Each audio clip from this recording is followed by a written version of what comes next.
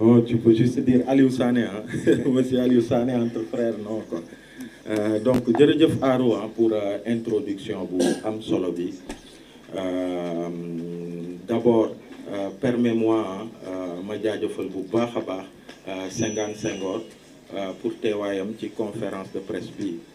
Senghane Senghor bi nga xamante ni RADDHO la bokk, rencontre africaine de défense des droits de l'homme, muy juriste am taxawaay bu bëri au-delà des questions des droits humains mais démocratie plus globalement,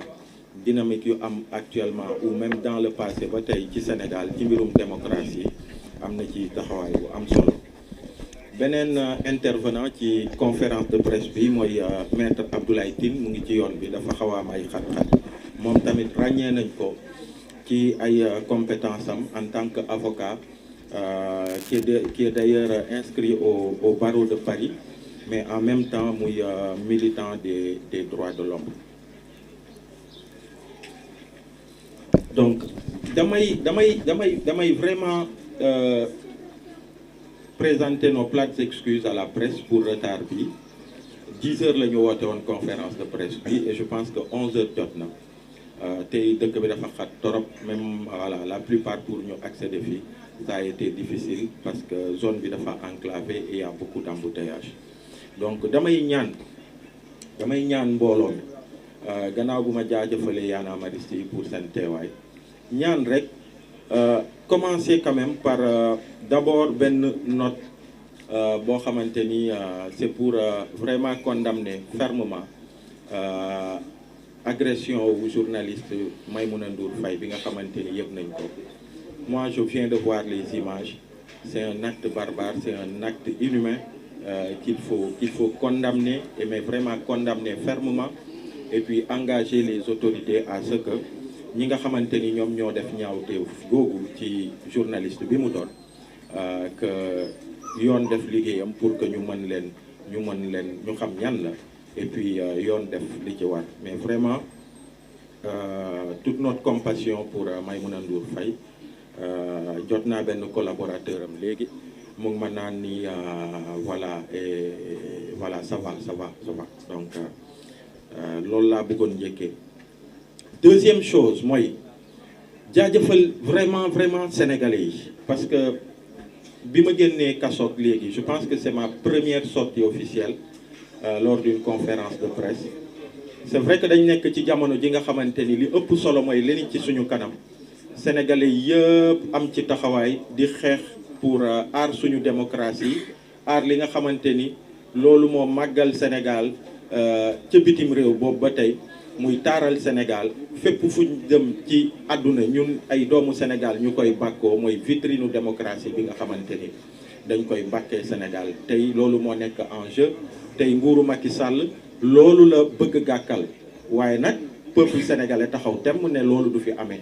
di xeex pour que loolu mu bañ a am ñu ciy nekk. C'est vrai que tey loolu la, mais je pense quand même que il est important de dire merci, jërëjëfal sénégalais yëpp yi nga xamante ni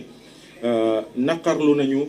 sama arrestation, gis nañu ci circonstances yi mu amee, gis nañu lépp li ci xew, et puis bépp sénégalais bi nga xamante ni justice moom moo ko soxal ak dëgg moo ko soxal, naqarlu na ko, et puis naqarlu aussi toutes les détentions arbitraires des détenus politiques yi nga xamante ni que ce soit à Rebeuss ou bien dans les autres prisons du Sénégal ñu ngi woon foofu. Di jaajëfal aussi mais vraiment au niveau national et international toutes les organisations. D'ailleurs am na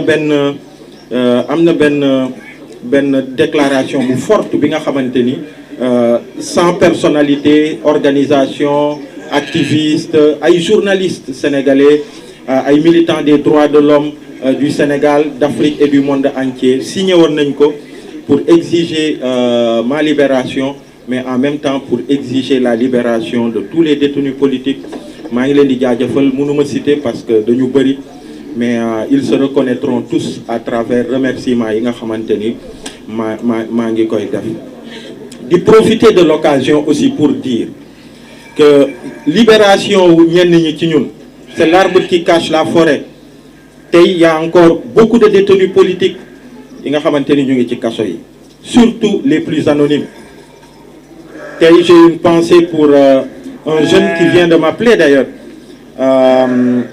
que j'ai connu à Rebeuss, et qui s'appelle Abdoulaziz Goudiaby, qui a été arrêté. Et pour l'histoire, Abdoulaziz chargé yi ñu ko tegoon terroriste xawma lan ñu ne xawma RPG mooy arme boobu nga xamante ni même ci armée bi ñi ëpp doole ci militaires yi ñoom ñoo koy yor teg ko ci seen mbagg di ko dóor RPG moom lañ ko tuddee. mais waa ji bi GIGN, c'est-à-dire corps d'élite état bi mu demee jëli ko ay 8 camions ñu rangale ko ñu ñëw dajji buntu këram dugg fekk mu nekk ci ay nelaw dajji ibbi néegam bi ñu ñëwee rek mu tëb ci nelaw rek di toxoñ bët yi quoi. ñu ne ko Abdoulaziz Goudiaby mu ne leen man la ñu ne ko yow la mu ne leen waaw ñu jël bouteille ndox jox ko ne ko naanal ñu toog ci lal bi di ree quoi. Un petit gamin gringalant Latir mi sax moo ko ëpp. Donc il y en a des centaines comme ça ay jeunes yoo xamante ne xamuñu lu leen yóbbu Rebeuss ñu ngi foofu teg leen ay charges yu grave. Donc am na ay libération yu commencé mais il faut que ces libérations se poursuivent. Je pense aussi à Bayna Gueye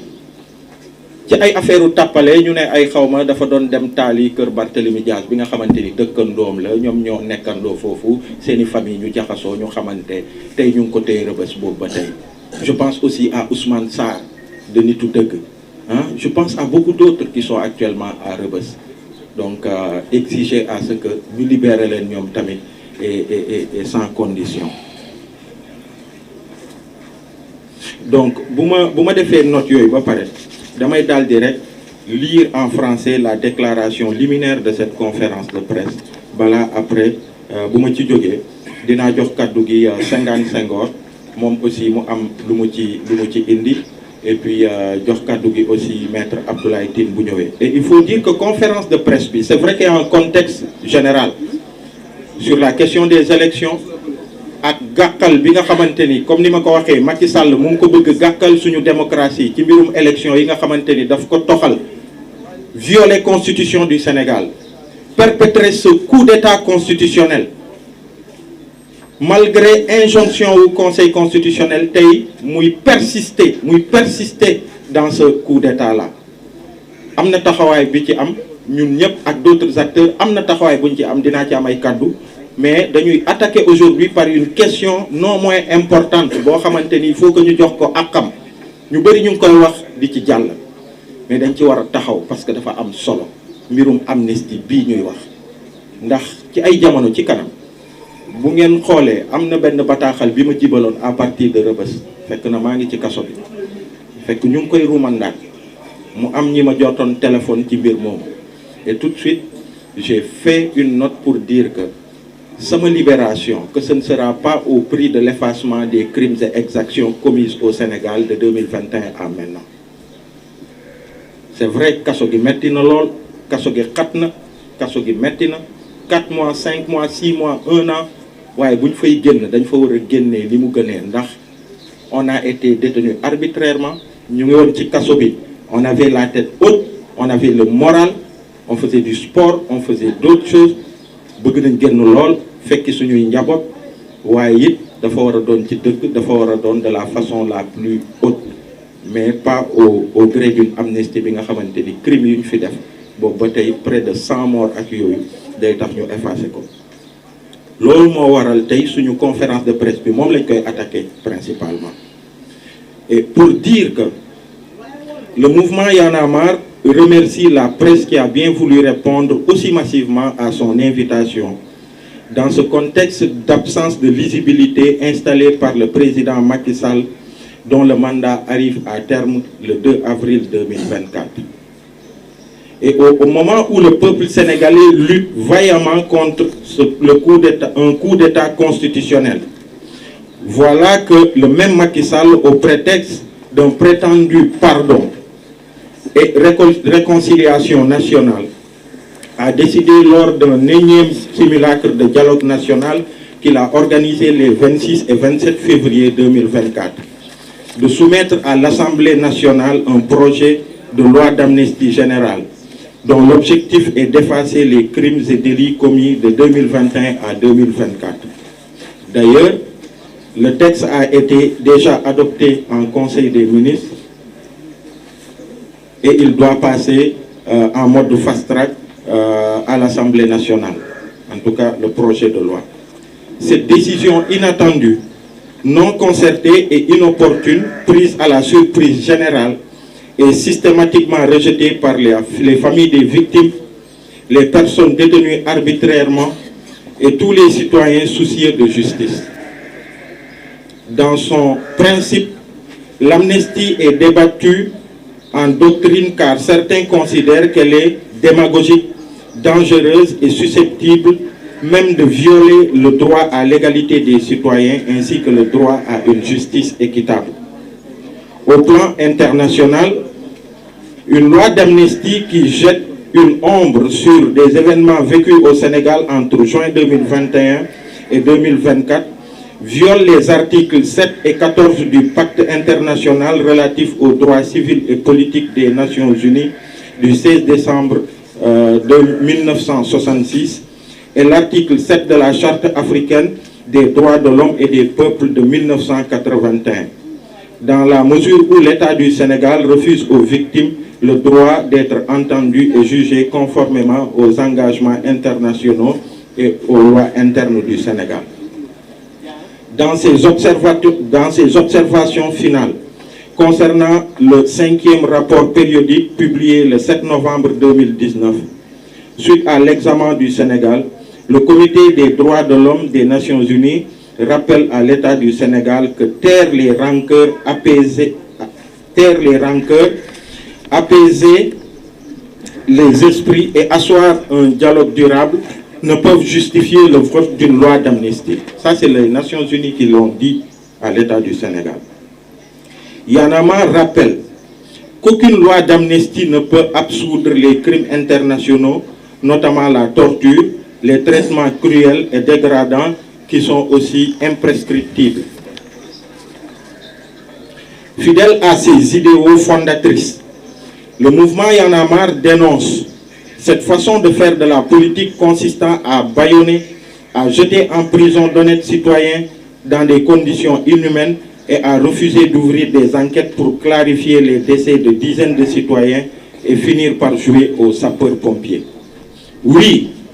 le monde entier est témoin des graves violations des droits de l'homme et abus occasionnés par des arrestations, des rafles systématiques, brimades et meurtres à travers tout le pays depuis 3 ans.